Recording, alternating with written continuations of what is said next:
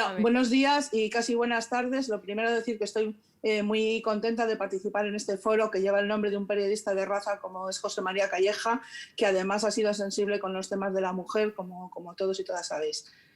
Voy a intentar no ser muy pesada con los datos, pero creo que me corresponde la parte, digamos, más reivindicativa del tema de la igualdad desde el campo del periodismo, pero que también, como lógicamente, se enmarca en todo lo que es la lucha por la igualdad.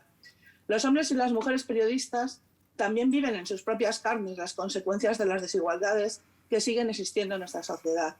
Desde el Consejo de Género de la Federación Internacional de Periodistas, que representa a 600.000 periodistas de más de 150 países, y también desde la Federación de Asociaciones de Periodistas de España, llevamos años peleando por avanzar en la igualdad en temas como los salarios, el acceso a los puestos directivos o la erradicación de la violencia contra las mujeres. Dos datos iniciales. El 48% de las mujeres periodistas reconocen haber sufrido acoso en su lugar de trabajo o realizando tareas en la calle. Y la brecha salarial a nivel mundial, según los datos que manejamos desde la FIP, está en torno al 20-23%.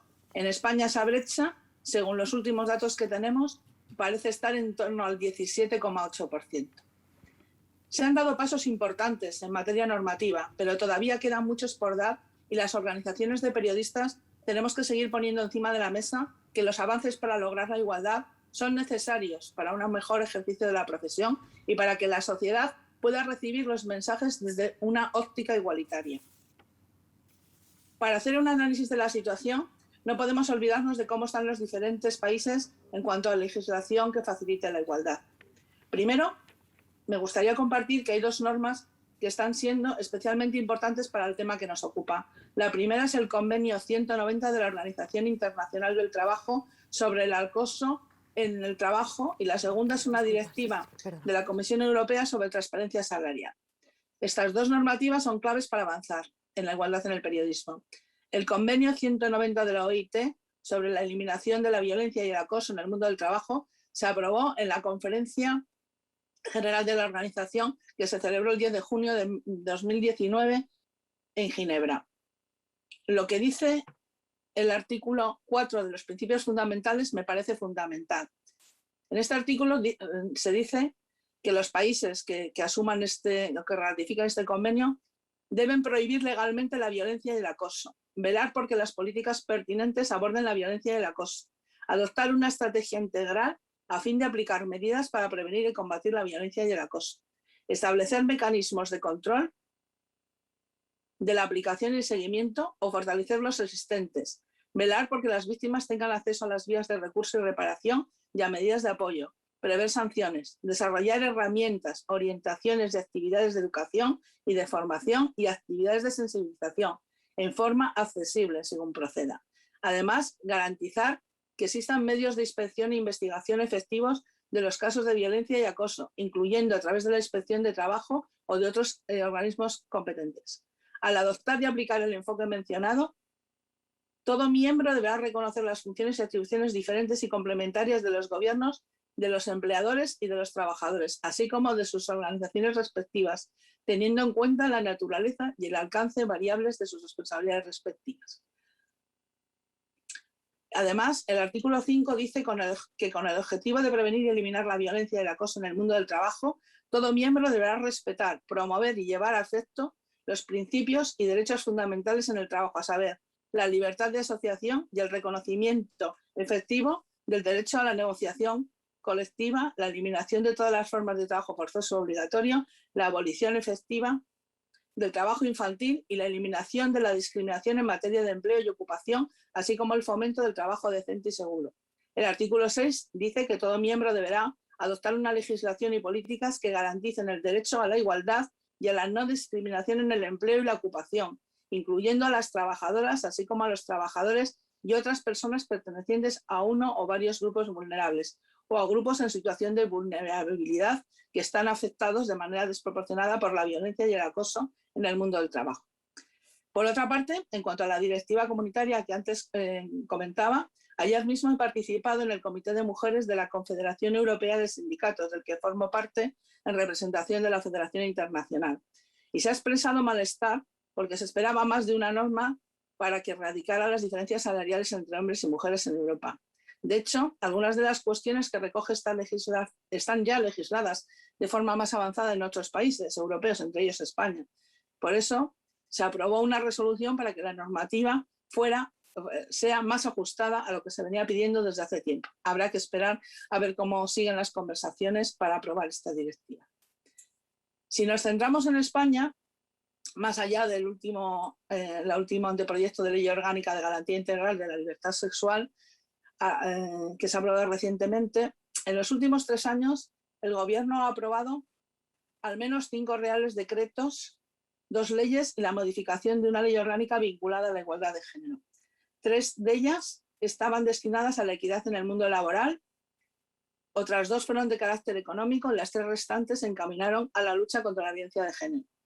Dentro de este último paquete destacan 2 decisiones para la adopción de medidas urgentes para la aplicación del Pacto de Estado contra la Violencia de Género, que se suscribió en diciembre de 2017 por los grupos parlamentarios, las comunidades autónomas y las entidades locales.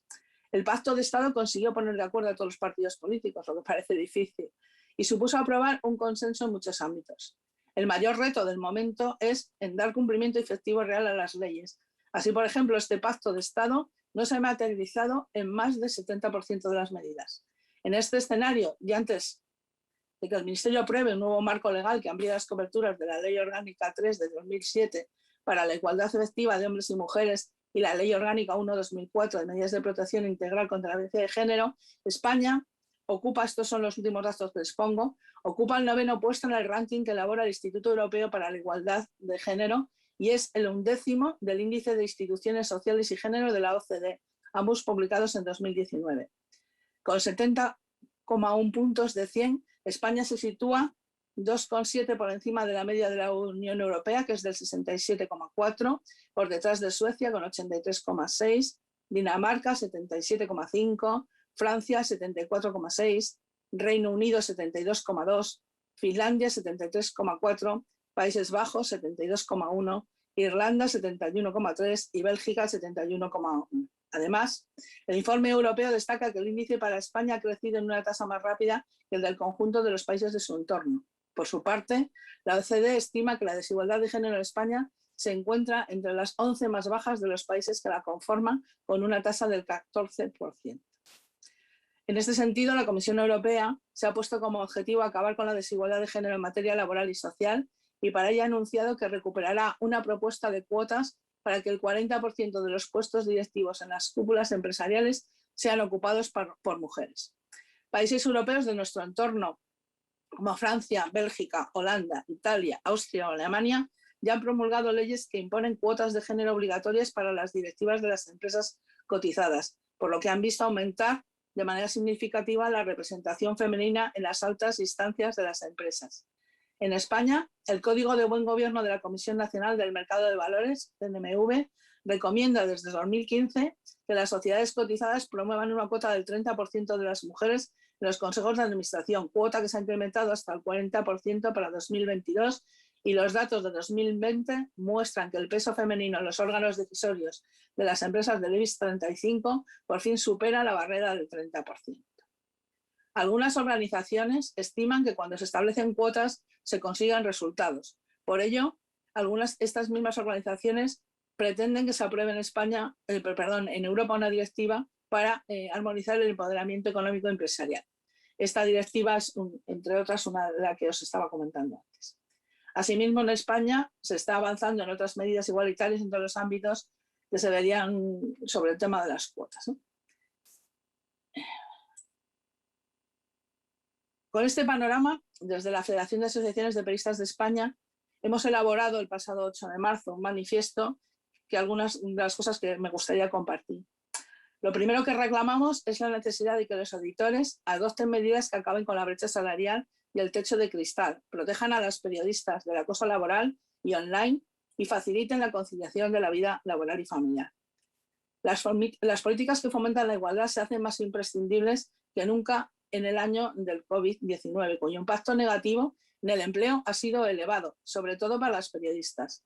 En el total de 8.636 periodistas desempleados Registrados a finales de septiembre pasado, las mujeres representaban el 62%, según lo que recoge el informe anual de la profesión periodística que elabora la Asociación de la Prensa de Madrid.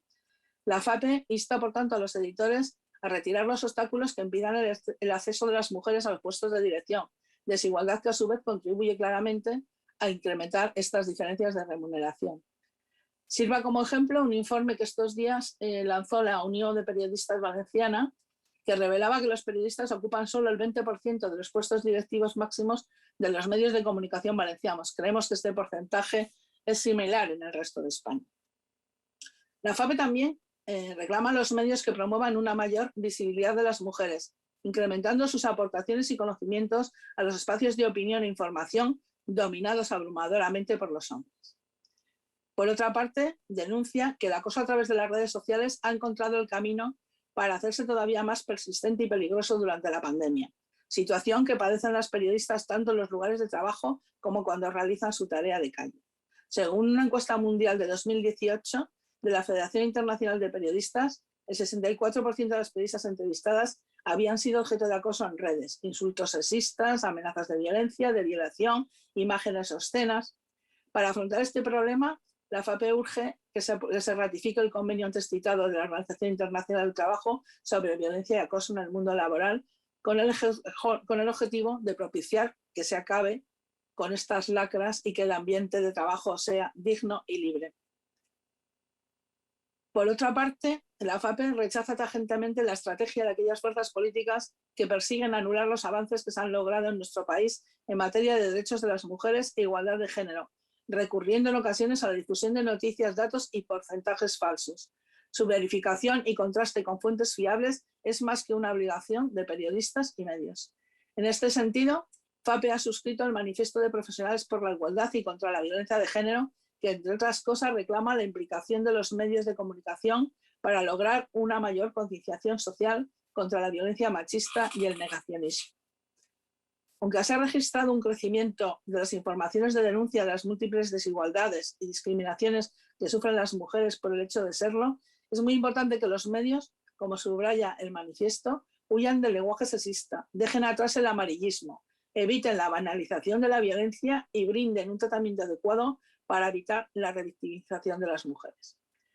La FAPE anima, por tanto, a los editores y también a los periodistas a contribuir al establecimiento de una sociedad más libre y justa. Y esto no podrá ser realidad especialmente en tiempos de dificultades y si no logramos que esta reivindicación puntual de cada 8 de marzo sea algo que se defienda en el día a día y por toda la sociedad. También quería compartir los resultados de la encuesta que realizamos en el Consejo de Género de la FI, en la que participaron más de 500 mujeres periodistas de 52 países, que se llevó a cabo entre el 19 y el 30 de junio del año pasado, se publicó el 23 de julio. En ella, los resultados arrojaron que más de la mitad de las mujeres periodistas han experimentado un aumento de las desigualdades debido a la pandemia. Más de la mitad de las encuestadas reconocieron este aumento de desigualdades en las empresas como consecuencias devastadoras en su conciliación de la vida laboral y familiar, el 62%, las responsabilidades laborales, 46%, y los salarios, un 27%. Compartimos testimonios de periodistas que han vivido situaciones excepcionales, pero en general la mayoría de nosotras hemos tenido que adaptarnos al teletrabajo, al cuidado de los hijos, a recortes salariales y a la lucha por ofrecer la mejor información en unos tiempos de especiales dificultades para el acceso a los datos y con prohibiciones y detenciones en el ejercicio de la profesión, cubriendo protestas en la calle y en otros eventos. En resumen, el marco normativo en España favorece cada vez más el avance de la igualdad. La equiparación del permiso de paternidad con el de maternidad es claramente uno de estos avances. Sin embargo, España todavía no ha ratificado el convenio 190 de la OIT, o a pesar de que lo estamos reclamando desde varias organizaciones, y tampoco está siendo especialmente activa para lograr la directiva comunitaria sobre transparencia salarial que antes citaba. Desde el punto de vista del periodismo, la reivindicación es clara. Queremos que se persiga el acoso, que se ha visto incrementado por el auge de las redes sociales y ahora con la pandemia y la generalización del teletrabajo. Queremos que se acabe con la brecha salarial y que haya más mujeres en puestos directivos. Consideramos fundamental que los medios de comunicación ayuden a visibilizar a las mujeres y para ello es necesario que mujeres y hombres periodistas se formen y estén convencidos de ello. Lo que tenemos claro es que el camino que queda por recorrer es todavía mucho, sobre todo en algunos países, y que para hacerlo debemos seguir insistiendo en las reivindicaciones y planteándolas como algo común, no como una confrontación entre hombres y mujeres.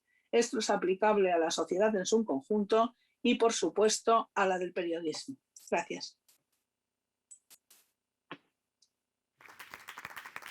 Muchas gracias, María Ángeles. Gracias por arrojar todos esos datos, también por la presencia y el trabajo que es, desde luego, imprescindible desde los organismos como la FIP y la FAPE, pues, para velar por estos derechos, pues, que hoy estamos aquí haciendo gala.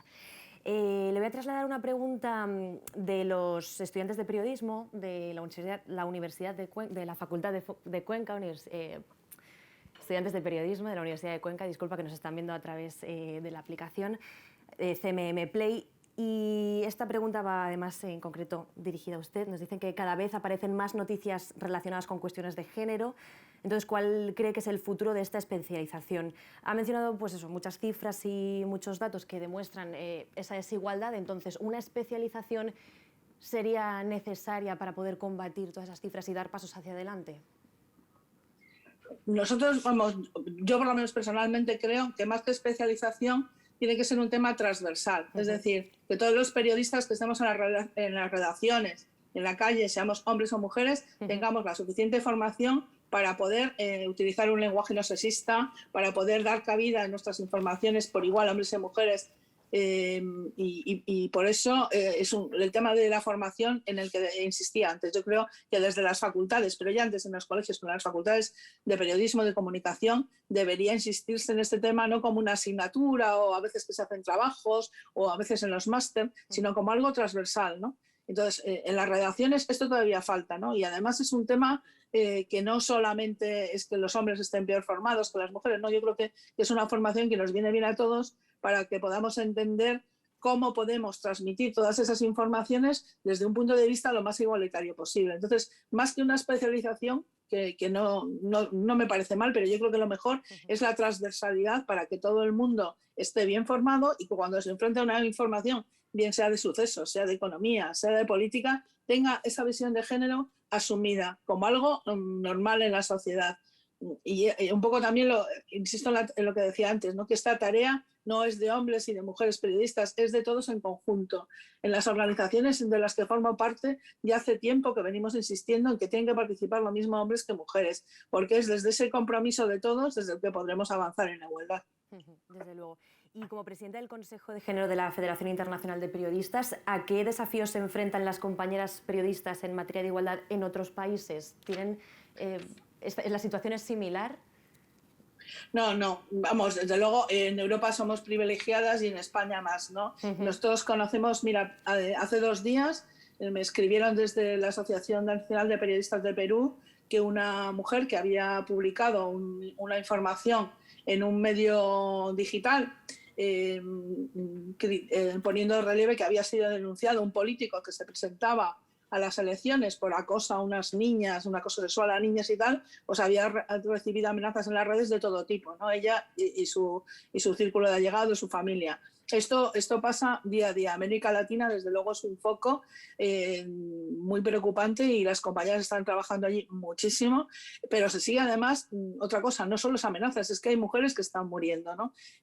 Puedes decir, ¿mueren por el hecho de ser mujeres? Pues yo creo que influye de alguna manera, porque están como, sobre todo periodistas jóvenes, hace poco lo que ha pasado en Afganistán, quiero decir que el peligro de las mujeres periodistas es mucho mayor en otros países en los que las normas son mucho menores, existen muy pocas normas en materia de igualdad y, por supuesto, en el tema educacional, en las propias redacciones de los periódicos, radios o televisiones, todavía no está asumido este tema de la igualdad y la batalla pues, en otros países como Filipinas, en la misma Rusia, que podemos considerar la Europa o tal, está habiendo situaciones muy preocupantes y las organizaciones estamos intentando sobre todo que lleguen a nosotras, que nos cuenten sus testimonios para poderlas apoyar. Entonces, para el Consejo de Género es la principal preocupación, es que las periodistas que se sienten acosadas acudan a nosotras a intentarlas proteger y defender,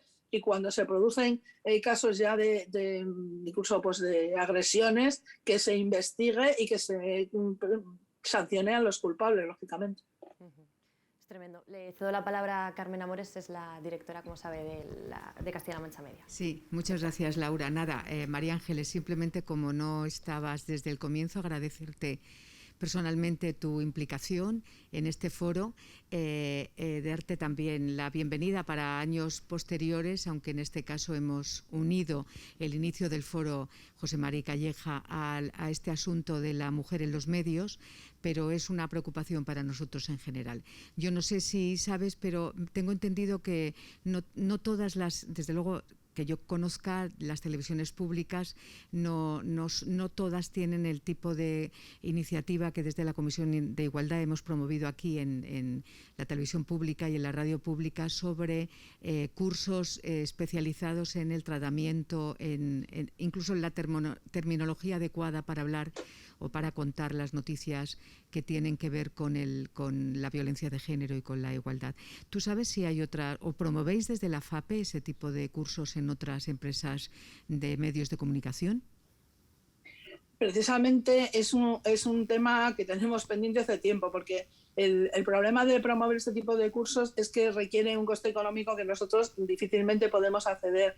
Sí que desde diferentes asociaciones, por ejemplo la de Cantabria, de la que yo formo parte, hemos hecho talleres y cursos siempre con la colaboración de los gobiernos regionales, de los ayuntamientos.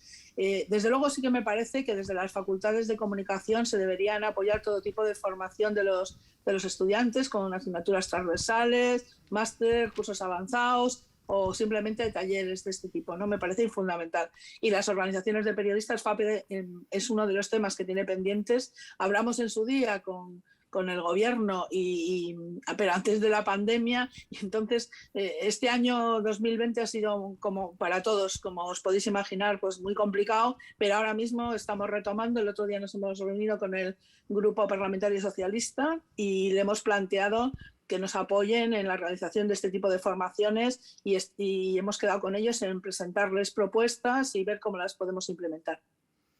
Muy bien, María Ángeles, muchísimas gracias por pasar este ratito con nosotros, por toda esa visión global, ¿no? Porque ha sido muy interesante también, aunque entendemos que es mucho más extenso, pero bueno, por lo menos esa pincelada de lo que está ocurriendo en nuestros países vecinos y desde luego gracias por su tiempo y ojalá poder volver a contar con usted en próximas ediciones. Muchísimas gracias.